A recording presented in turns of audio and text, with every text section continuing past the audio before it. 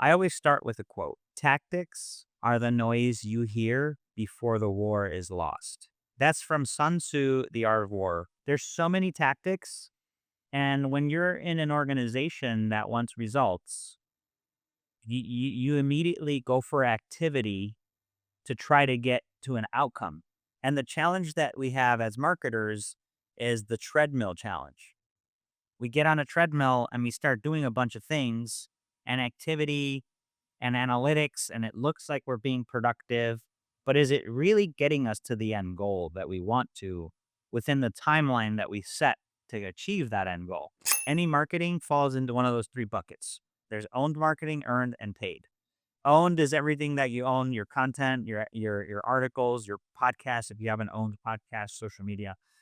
Earned is PR, right? It's opportunities on what we call OPS, other people's stages. And OPS can Ah, be okay. digital, right? And it could also be physical at events, and also contributed articles and different things like that. That's all earned, and then paid. And actually, we set it up in that order because that's the order it should be done. Your own game should be in place before you go and get, on other people's platforms. So, how are you articulating your value in the market to get more patients to knock on your door for your services? And so those are your three uniques. So, is it wait time for your appointment? Is it we meet you where you are through virtual services that layer on to your in-office visits? Is it, you know, um, best specialized care in sports medicine? Whatever it might be, you got to be able to package that up. Your EHR will push a lot of things on you. They're not always in your best interest. One quote that I will share: if you don't have a plan, you become part of somebody else's plan. And so I actually think about this a lot with EHRs. If you guys do not have a plan, you will become part of your EHR's plan. So it's so important to have that strategy in place so that that doesn't happen. Hello, hello, hello, everyone, and welcome back to Scaling Practice Management, the show where we help practice managers grow smarter, not harder. My name is Jakub. I'm the head of marketing at Talk AI, where we help medical practices stop the phone from ringing off the hook and unburden the front desk team with AI medical receptionist agents. And we're already helping 300,000 patients every month. My guest today is Saul Marquez. Saul, how are you doing today? I'm doing great, Jakub. Thanks for hosting me. Looking forward to our Yeah. conversation. Yeah, I really enjoyed being on your podcast, Healthcare Marketing Executive. Anybody listening to this show should check out Healthcare Marketing Executive as well. But first, a couple of words about you, Saul. So, Saul spent 2 decades in medical device sales before leaving a VP role to build his own company, Outcomes Rocket. You can see the logo right behind Saul if you're watching and not listening. Uh, Outcomes Rocket is a healthcare marketing agency that he bootstrapped into a global team. It began as a podcast, now 1,900 plus interviews deep with healthcare founders, hospital CEOs, and clinicians. And today, Saul helps health tech and med tech companies turn complex go to market plans into real growth. Very much in many respects, you're in the place that I want to be one day. So I'm really glad to have you at the show. Thanks, Jakub. Man, you crushed it on the podcast. It was such a pleasure to have you on our podcast. And Thank yeah, you. excited to be here with you. Yes, yes. You had a really nice tradition on yours where the guest hears a question from the previous guest and contributes a question to the next guest. That is something that I'm really envious of in terms of like a podcast tradition. We have some podcast traditions of our own, including the warm up game. So let me take you through the warm up Ooh, game. warm up. So I Let's need you get to warmed up. pick yeah, I've got 10 categories of questions for the warm-up question because I got bored with asking just the one that I always had. So could you pick, please, three numbers from 1 to 10? Those will be your categories to choose from. Okay, got it. Pick from 1 to 10. Right. So let's just 4, 6, and 10. 4, 6, and 10. Your Yes. categories are fun, childhood, and movie. Which one do you want? Childhood. Childhood. So what were you completely obsessed with as a kid? Oh my gosh. Well, besides food, I That's love category to. 2. Oh, man, that's true. Okay, so I'll leave that for category. I was obsessed with food. I was kind of a chunky kid, Yeah.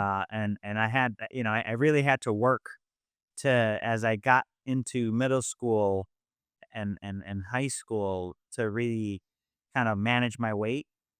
And it's always I just still love food, and to this day, it is one of my challenges as a human being, right? I can't just eat everything that I want. Mm, I have to mm, work on what I eat, and to relatable. manage my weight, 'cause I just Yeah. I've always loved food. Besides food, I was also oddly always very obsessed with history. I like always wanted to know what was, even like language, like etymology. I was a really like weird kid asking my parents things like, how do you spell B? Like B-E-E the B? No, B like the letter B. Oh, well, I don't know. It's just a letter. Oh, okay, cool. Like I was just really odd. Always wanted to know the building blocks of our past and the building blocks of language. I really enjoyed anthropology in college. It was really fascinating to me. And then I eventually went from a communications major to a classical humanities major where I studied Greek and Roman history. I loved my years Awesome. in college. I just, was translating ancient Greek texts, and I mean, it was so fun for me because I was doing what I loved, and then I've always been obsessed as a kid, history. Yeah, that's amazing. It's such a cool answer. So have you got like a history fun fact to hit us with? There's so many interesting things about history, and the reason I love them is because there's patterns that you see, and you Mm, always see patterns from the past repeating themselves in the present. One of them, like the internet boom, it transformed business. We're seeing the same thing with AI. I yeah. don't know, historical data points, like I one of the things that I love is Aristotle, and his Aristotelian appeals of persuasion, ethos, pathos, logos. And I feel like the lessons that the previous scholars like Aristotle left us with till this day provide a roadmap to how to succeed in personal life and in business. So the Aristotelian appeals of persuasion, ethos, pathos, logos, credibility, making sure you got your logic in place and appealing to the emotions is something that doesn't fail and can always be great for either a marketer or, if you're a practice thinking about your patients, right? How do you get them to comply with certain things that you want them to do or to show up for their appointment, right? So those things apply to Yeah. really anything in life. Yeah, I was just about to say when you broke it down, it sounds like good marketing, right? Be logical, be persuasive and stir up some emotions. That's great. Mhm. And in terms of what Mhm. you said with, with the patterns in history, you're talking about something so elevated as like ancient philosophy, and I'm gonna take it right down. I saw a meme recently that was but it was related to what you were saying. It was about, there was this guy saying, stop using AI, with this angry type of face. And then the same guy was saying, earlier in history, stop using the printing press, stop using the steam Oh, engine, etc., etc. And, some people have that sentiment. And I think, there's some truth to it, right? Some progress just can't stop. well said. I like Yeah. that meme. You have to share that meme with me. Oh, no. Don't call me out like that. You have to share Sure. that meme with me. I wanna watch it. Yeah, yeah, that's what we do, watchers and listeners. We sometimes, occasionally, share memes here on Scaling Practice Management. Thank you for answering the warm up question. I feel very warmed up right now. Let's Likewise. okay. So, tradition number 2 of our podcast is the number one tip question. Everybody gets this, but the answer is always different. So, Saul, what is your number one tip for successfully growing a healthcare practice? Is it memes? Let's find out. You know what? The number one tip that I have for growing a practice, so we actually work with a lot of companies in the space serving practices. And I would say is this. Understand what the objective is, be clear about your outcome, and elevate yourself to be as present with patients as possible while leaving everything else to technology and AI. You never want to replace that patient experience and that personal touch with technology. So stay close to that, and then everything else, find ways to work with, like, you know, Jakub and his team to make your life easier. There's so many cool technologies out there to do that. Find partners to get yourself there while you stay as close as you can to the patient. Yeah, I really love that. I mean, you hit on something that, I think people are going to be a little bit divided on that because some would say, and we hear that sometimes in our conversations where it's like, the front desk that we automate with our AI receptionist, that is the personal touch. But it's the case that these conversations are not created equal, right? Sometimes people are just calling to get some really basic information like, when is my appointment? I forgot. I can't log into the platform, right? Or do you have parking? Can I pay by card? A lot of these routine conversations can be automated away. And then the more complex ones, a good AI, like Talking AI, will will route these conversations to the human front desk staff so they can pay proper attention to those conversations because they've already been, pre-vetted in a sense. But either way, thank you for saying that. What is something else that you're seeing that you think, not enough practices are automating away already? Well, I feel like there's a mass adoption of AI scribing right now. Hmm. I feel like a lot of practices have come to the conclusion that, they don't have to write the note. The physician doesn't have to write the note. It could actually be done very accurately leveraging technology. And so I think that's something that's been done. What a lot of practices aren't thinking about that they should be is this record. And actually, this, by the way, this conversation is a conversation I've had with a client of ours, Pat Williams at iScribe Health. Mm. They're an iScribe company. And he's the one that I learned this from. He's like, there's just so much power in the note, down to what you can do with your coding and revenue cycle management. There's so much that it gets captured there that could help you with your E&M coding, that could help you with overall coding. It's the downstream value that AI scribing can get your practice when it comes down to coding and not having to have to do it and being more accurate with it. So I think that's a missed opportunity for a lot of practices, and some of the platforms out there don't do it, but others do, and it's something that we should be thinking about for our practices. I love that. Pat sounds great. Maybe I should have him on the podcast too. You should have Pat on your podcast. I think you guys would get along, and I'll make sure to make the introduction. Thank you. Thank you, Saul. And that's great. So one other thing that I wanted to drill into here, for your number one tip is you mentioned, to understand the objective, be clear about the outcome. I feel like, and definitely that's something that I imagine you might relate to, running a company.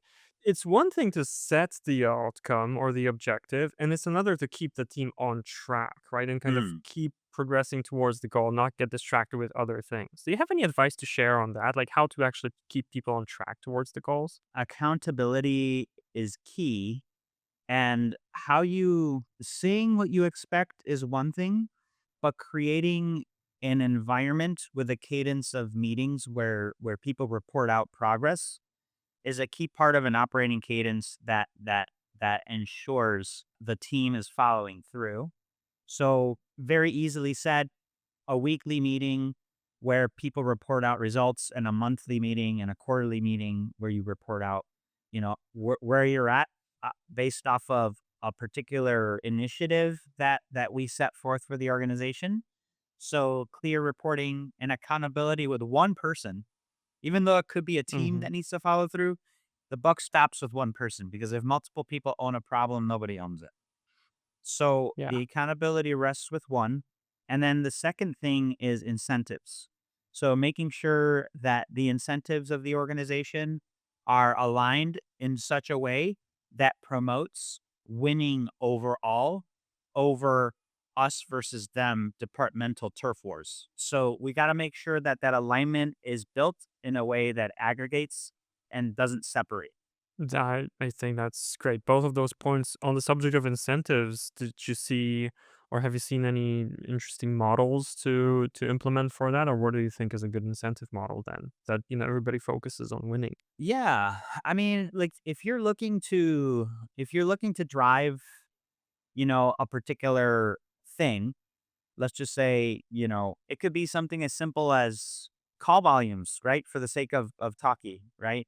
Sure. Hey, are we having the conversations that should be had? Are we leveraging our people in a way that helps them work at the top of their license, as we like to say in healthcare? And then making sure that the teams that are around that particular goal are aligned. And then what you do is you create goals, and maybe it's a bonus program.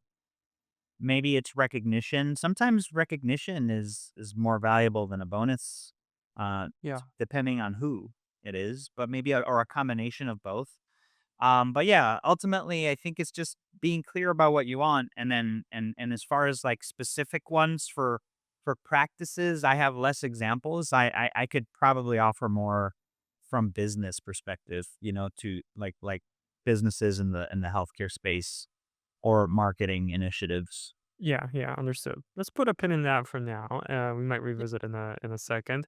The next thing I wanted to talk with you about is your story and kind of how that relate to the stories of medical practices. Because in terms of leaving the safe job, you spent 2 decades in medical device sales and you made VP, but then you left to start your own thing. So what pulled you off that corporate track is something I'm curious about. And what would you say to a clinician in a similar situation, like weighing whether they should leave their job and run their own practice? I feel like, a lot of people are gonna relate to that kind of story. I always had this desire to get into entrepreneurship. I don't Mhm. know, it was just this thing that I always wanted to do. But I never had, I mean, things were going great at work, like, and I was Mhm. doing well. So it's hard to leave the golden handcuffs, as they're called. Of course. And one day I just said, I've just, if I don't do this, I'm going to regret it. And I don't like to feel regret. And I remember the day I had a conversation with my wife about it, and she's like, "Hey, if this is what you want to do, like, I've got your back." And then I remember being so nervous talking to my boss at the time. I had been with the Yeah. company for 8 years, and I mean, like, man, like, I remember literally my palms were sweaty, and as like my Mhm. voice was shaky, I was just like about to quit, and but I knew that it was for a greater good for myself and for the family, and so I went for it, and it's gonna be 3 years in July, and I've got to say that I'm very glad that I made the jump. It's been a lot of fun. It's been challenging, Yeah. and so ultimately you gotta do what you're driven to do in life, and so I was driven to do that, and we've created a beautiful company. We got a great culture. Our team is fantastic, and we get to help our clients who serve actually the practices listening to this episode. Our clients help physician practices and health systems succeed at what they do in a very challenging environment. So for me to be able to be a partner to those organizations is a privilege, and so no regrets there.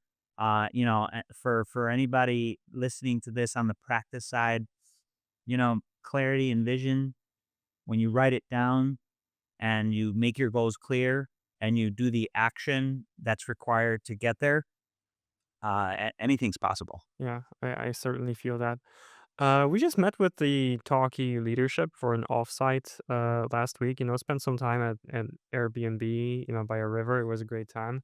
And I asked the question because I like to ask questions. That's why I run podcasts. That Yeah. question was like, what was the bravest thing you've ever done? And, we got the round of answers from that. And I realized one of the bravest things I've ever done is very similar to what you mentioned. I may not have struck out as an entrepreneur, right? But I had a good job, very stable, not looking to lose that or any time soon, and still I reached for more, and I feel like that's the same Mm. kind of muscle and ambition being used there, where Yeah. sometimes it's good but it can be better, and I feel like that can be a Mm. trigger. You always want to do better. You always want to there was a term called positive discontent. And this was a term that actually my first job out of college was one of the values of the company that I worked. It was positive discontent. And what that is being positive and grateful for where you're at and what you have going on. But there's this seed of discontent, like knowing that there's a gap between where you are and where you want to be. And the desire to close that gap is I would say, what helps us grow and become better and want more. So I always like that term that I think you're referring to. It's positive discontent. Yeah, excellent. I never heard that name, so I'm really glad to have this new concept in my mind. Yeah. Amazing. Cool. So the next thing I wanted to do, a next stop on our journey, so to speak, I just used the same framing on the previous episode. It's going to sound so weird to somebody listening back to back, but yes, we're taking steps on a journey here on scaling practice management. And the next step is, so I wanted to give some marketing inspiration to the practices listening, right? You have an interesting approach to marketing, it feels like. You focus on relationships, you focus on content, maybe more so than doing ads, for example. And I wonder what you would share with, again, people running medical practices about your approach. Why that approach? What's the key to actually winning with that approach? I would be super keen to hear that myself, given that, it's a similar kind of strategy here with this podcast. So I would love to hear you talk about that. Yeah, Jakub, thank you. And as you know, this is my sweet spot, right? Marketing and sales. This is where we thrive. And here's what I say to everybody about marketing, and healthcare marketing is what we do, right? We don't Mhm. do anything outside of healthcare. I always start with a quote: "Tactics are the noise you hear before the war is lost." That's from Sun Tzu, The Art of War. Tactics are the noise you hear before the war is lost. And the reason I choose that quote is because in marketing, there are so many tactics: AEO, Of course. SEO, podcasts, webinars, blogs, ads, you name it. There's so many tactics. And when you're in an organization that wants results, you immediately go for activity to try to get to an outcome. And the challenge that we have as marketers is the treadmill challenge. We get on a treadmill and we start doing a bunch of things and activity and analytics, and it looks like we're being productive. But is it really getting us to the end goal that we want to within the timeline that we set to achieve that end goal? Many times the answer is no. And so ultimately what I advise anybody wanting to do a better job on their marketing is you start with strategy.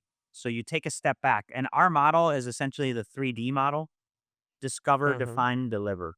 And I'll tell you, this is the easiest way to do it. Discover, define, deliver. We first start with discover. What is the landscape? Who are the competitors? Who are your target personas and ICPs? What are their key pain points? Where do they spend time? What do they read? How are you differentiating yourself? What are your three uniques, right? How do you stand out?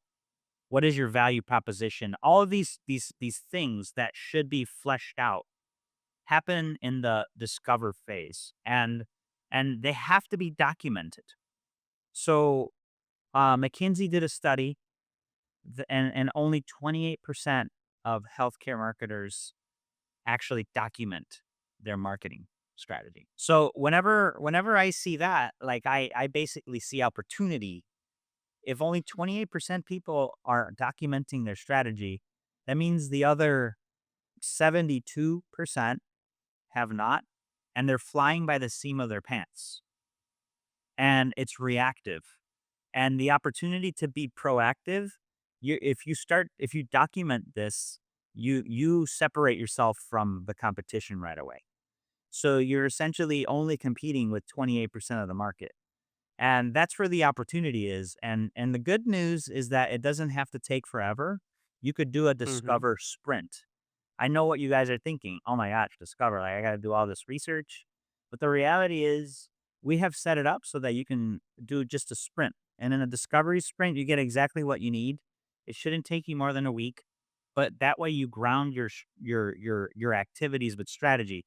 Then you go to define. Define is about laying it all out and getting specific about where you're going to go and creating the Right. roadmap on how you're going to get there. And then deliver, that's when you execute. And within that execution phase, Jakub, it's owned, earned, and paid. Like any marketing falls into one of those three buckets. There's owned marketing, earned, and paid. Owned is everything that you own, your content, your articles, your podcast, if you have an owned podcast, social media. Earned is PR, right? It's opportunities, what we call OPS, other people's stages. And OPS can Ah, be okay. digital, right? And it could also be physical at events, and also contributed articles and different things like that. That's all earned. And then paid. And actually we set it up in that order because that's the order it should be done. Your own game should be in place before you go and get, on other people's platforms, and get opportunities, because your messaging has to be tight. And then once you do both of those, now you have the fuel to have that third party credibility and clear messaging, so that when you do paid campaigns, you're actually running paid traffic on already working funnels that, that if you put 100 leads into, you're going to get, 20 opportunities that turn into 3 deals at the end. And when you have that funnel proven, that's when you scale with paid. And that's why it's owned, earned, paid in that order. So anyway, the 3D model, strategy, owned, earned, paid. This is essentially the algorithm for success, that if you do it, you're gonna have success with it. And actually, I'm writing a book. It's gonna come out at the end of the year. We're literally putting everything that I shared with you. It's Yeah. it's it's gonna be in a book, and it's gonna be available at the end of the year, because we just feel like it's our responsibility to share this knowledge with the healthcare community. Yeah, that's great. And that's probably why you have these frameworks kind of so firmly in your mind, right? Because when you're, it's when you're holding a book that you're carrying a book that you're going to deliver at some point. I know what that's like. Then yeah, you think about it all the time. Well, obviously there's like a ton to dig into here. So let me try and Yeah, unpick that a little bit, right? I got tons of notes. So first of all, the treadmill challenge, right? Let me, pun intended, challenge that a little bit. So because I feel like yeah. I would have trouble discerning between two scenarios.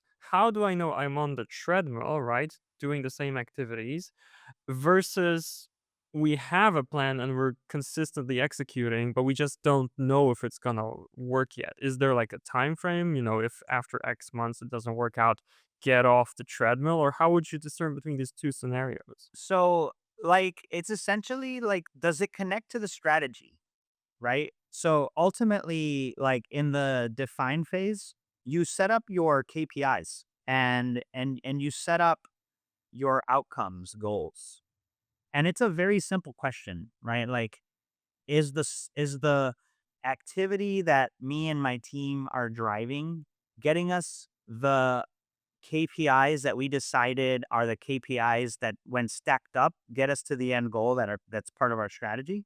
Then if the answer is yes, then great, you're on the right track. If the answer is I'm not sure, that's okay. Then if the answer is I'm not sure, it means go spend a little time and discover, ask yourself the tough questions, and the building blocks that will get you there, the activity and the KPIs, are they the right ones? Then if yes, then you're on the right track. And if not, then what are the right ones, so that when you're stacking them, you're able to say this is getting us to the right track.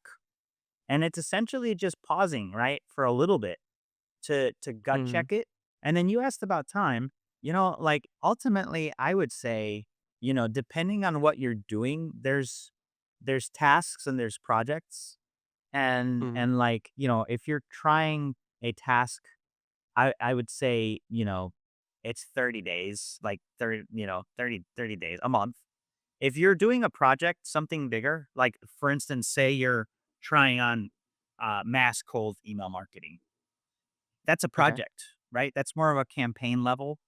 I would sure, say yeah. 90 days, right, is a better time frame. So it depends on what you're running inside of the program, for kind of like the window to really gut check it for success or not. Well, certainly giving me a lot of food for thought here. I think we should relate this to medical practice as well, but a couple of more things to get into just on a more general Yeah. level before that. So the other thing you mentioned is like your three uniques. I wonder if Yeah. you could say more about that. Like, what do you mean by that?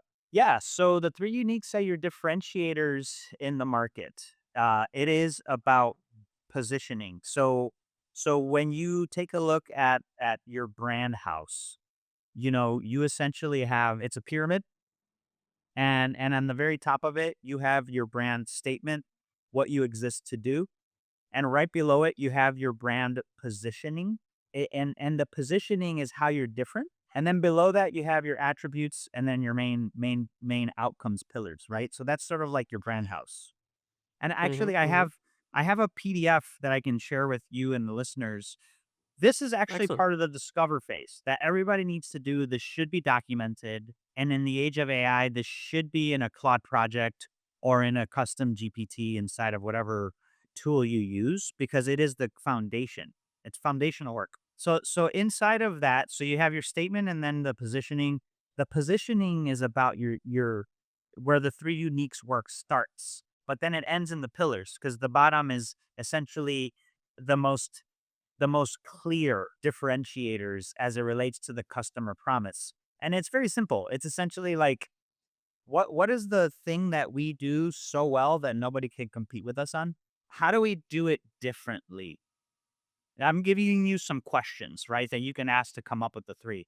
What do we do so differently that deserves attention right now? And the key is right now, right? Like, why is it Mm. different and why right now? And then if, if we didn't do what we do, why would it be a big loss to the market? And this is all in basically like comparing yourself to what else is out there. Like this is about differentiation. And those are the three things that are unique to you. The three uniques are essentially the uniqueness of your business in the market. I'm really glad I asked about that because the three questions you shared here, I think they're the bomb, so to speak. Definitely something for me to chew on. I'm head of marketing at Talkie, right? So Yeah, this is great yeah. inspiration for me as well. But now though, as promised, imagine you're talking about all of this to somebody running a medical practice. Small or large, maybe multi-location, but they probably have some gaps in terms of their marketing fundamentals or strategy as well. How would you relate that to their world? Oh, listen, this applies to anybody's world, whether you're B2B or practices that are B2C. So you got to think about your, as a practice, your clientele as your patients. So when you think about them, who are you as a practice, right? Why do you exist? To care for patients in whatever, if you're an orthopedist or if you're a rheumatologist, whatever it might be, or a dermatologist, you have your statement. And then how are you different? What is it that you do? Because the reality is practices can be thought of as commoditized services. If you don't do a good enough job, you're a commoditized service. So how are you articulating your value in the market to get more patients to knock on your door for your services? And so those are your three uniques. So is it wait time for your appointment? Is it we meet you where you are through virtual services that layer on to your in-office visits? Is it best specialized care in sports medicine?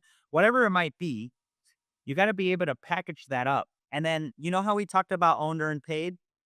A lot of Yeah. B2C for practices is about discoverability, it's about reviews.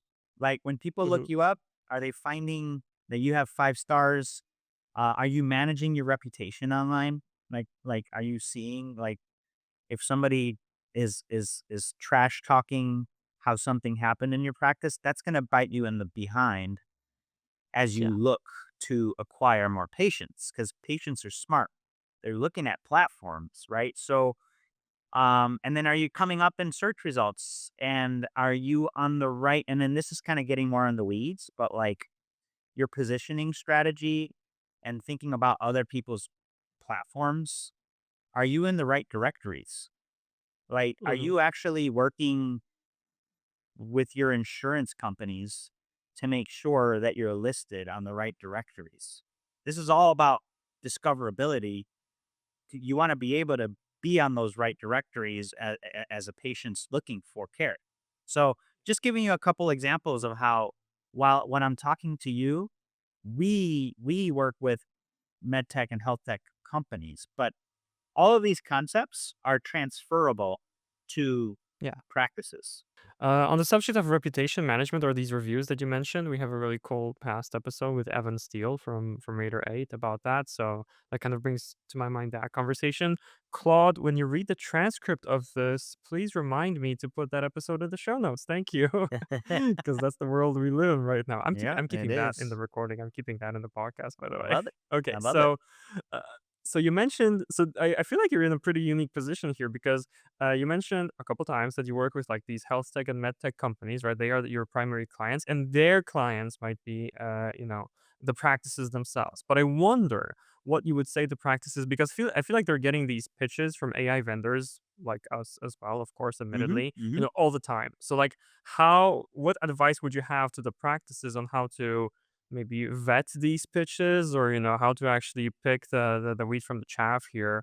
I wonder what you would say if you had an opportunity like that. There's no doubt that we are in the age of AI, and Yeah. AI is transforming the way we work, the way we live, and the way we interact with each other. What I would say is, since that is the case, and we can all agree on that, Yeah. it is more important than ever for your organization to have an AI strategy. I Mm. will say this Right. again. While I did use this quote for marketing, I will use it for AI. Tactics are the noise you hear before the war is lost. And if you do not have a strategy on AI, from what you will do with it, what you won't do with it, governance, and all of the like tech stack for the enterprise, then it's going to be really easy for you to get fragmented and compile a bunch of different things that don't integrate, and they fracture you further versus integrate you. If you start with a clear AI strategy for your organization, I would tell you that that is the best thing you could do. It becomes your North Star, and it becomes the first filter for evaluation of any platform, of any Yeah. technology. So if you don't have one, I strongly advise that you create one. That is the best place to start. And probably not a great place to start.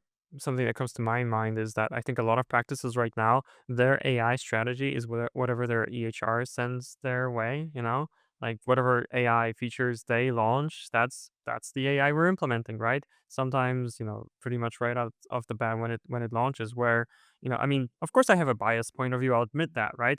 But if your EHR is launching their own front desk, that's one option. Certainly, it's bundled in, it's easy, but does it do the job right? Does it do it to the level of quality you would expect versus some of the integrated vendors like for the front desk, Talkie AI. But the other question I had though was, I agree with you, okay, by I'm the hearing way. that, Yeah. Jakub, yeah, I wanna add to that because you're so yeah, right. And your EHR will push a lot of things on you. They're not always in your best interest, mm, and so Jakub, I'm glad you went there. One quote that I will share that my 9-year-old son and I always talk about is, okay, if you don't have a plan, you become part of somebody else's plan. And so I actually think about this a lot with EHRs. If you guys do not have a plan, you will become part of your EHR's plan. It's so important to have that strategy in place so that that doesn't happen. I just wanted to pile on to what you said, Jakub, because this happens. Doesn't matter what EHR you're on. You could be on Next Gen, you could be on Athena, you could be on ModMed or well, you name it. Veradigm, like they all have their best interests in mind. They want to help you, but you gotta help yourself. And oftentimes it's off the shelf solutions that don't do the best for you. You gotta find something that's better, like Talkie or something else. But sometimes what they offer is really good. You have to know for yourself. Anyway, I'm done. I just wanted to I really agreed with what you said, and I wanted to kind of double down on your point. Thank you, thank you. I'm glad you stopped me. And one thing that comes to mind in terms of like bundled software. So like today, EHRs are bundling AI with with their software. But if we never went beyond what's bundled, I'm gonna date myself a little bit here. If we never went beyond what's bundled, we would all have kept using Internet Explorer with our Windows install. True. And some of us moved to Firefox, and we discovered that Hmm. browser tabs are a thing. If you remember that, drop a comment and leave a like and That's subscribe and funny. all that good stuff. That's Anyway, awesome. so yeah, what else was I gonna ask about? Okay, so the follow up to the previous point would be okay. Um, I wonder if that's gonna be a similar kind of answer, but is there a particular starting point to building an AI strategy? Because that sounds like such a nebulous thing, especially for me. Like I'm here to cure people. I'm a doctor, right? What do you mean I need an AI strategy? How do I do that? Yeah, and literally what I shared is literally the beginning of it. So what Yeah. what do we believe about AI? Mm-hmm. What will we use AI for? What will we not use AI for? Yeah. Simple. How will we manage the privacy of our patients in with the use of AI? What will our governance be? Meaning the integration of these technologies into the practice, like right governance and security. I think that's the framework that you start with. Yeah. And by the way, like look around and ask your colleagues at other practices and see what they're doing. Large health systems are certainly, putting together their own AI strategies. So maybe get some inspiration from the large health systems and see what they've come up with. I think Yeah. that's always something good. But yeah, I feel like the questions are simple and it's just asking them and aligning your leadership team and aligning your organization behind it so that it's flowing in the same direction on what you're going to do with AI. That reminds me of we're full of quotes today. I think one quote I heard about strategy was a strategy is primarily what you're not doing instead of what you're Mhm. doing, right? So, I mean, here you're saying answer both questions, right? But I think a lot of people need to think about the not doing part. Big time, man. I love that. I love that. Excellent. Okay, so one last question. I do wonder. Okay, so you're deep in the space, right, of health tech and med tech. So let's look to the future just a little bit. To the again medical practices in the room listening to this. Today they're hearing about front desk AI, a lot about AI scribes, and a couple other things. But what do you think is coming down the pipeline that you're hearing about from your clients and the space in general that they haven't heard about yet and they should prepare for that? For practices, I definitely think that it will be a further proliferation on how AI can help with administrative tasks. So, it's going to get deeper. It's getting into areas like coding, and ultimately, it's going to provide further opportunities to do less more with less. I don't know, man. I feel like, for practices, there's a lot of opportunity in the tools that exist today, but like if we say maybe 10 years from now, where is it going to be? I think there's an EHR of the future. Something that's Hmm. like much lighter, something that is more agile and less costly. I feel like that's probably where it's going at a practice level. I feel like it'll happen first before it happens to Epic and Cerner or Yeah. Oracle Health on the health system side. But I feel like that's got to change. And with the way things are going, I feel like it's a matter of time for that change to happen.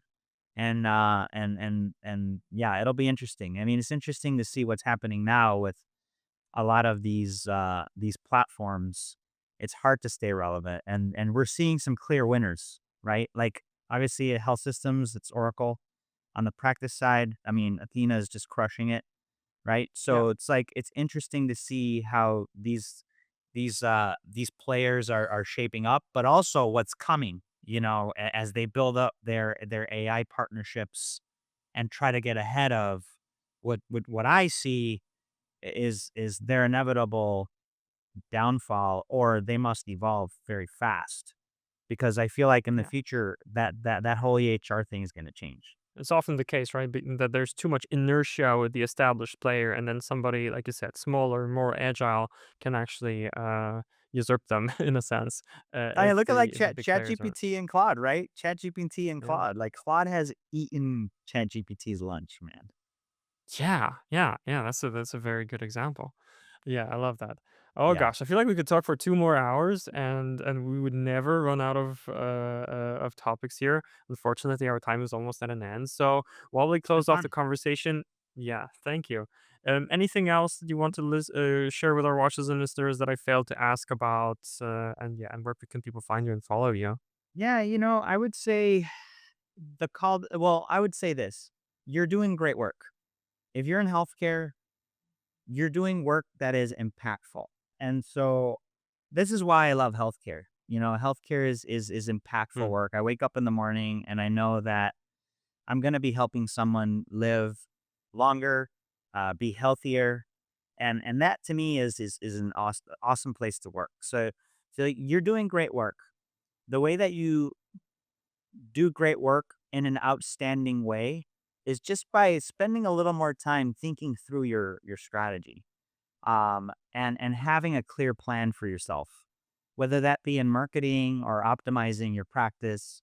It's possible if you are thinking about partnering with someone in the marketing space to accelerate what you are doing. If you're health tech or med tech, certainly reach out to us. Outcomesrocket.com is how you could find me or anybody at our company. And yeah, but just keep doing what you're doing, and elevate your game through strategy.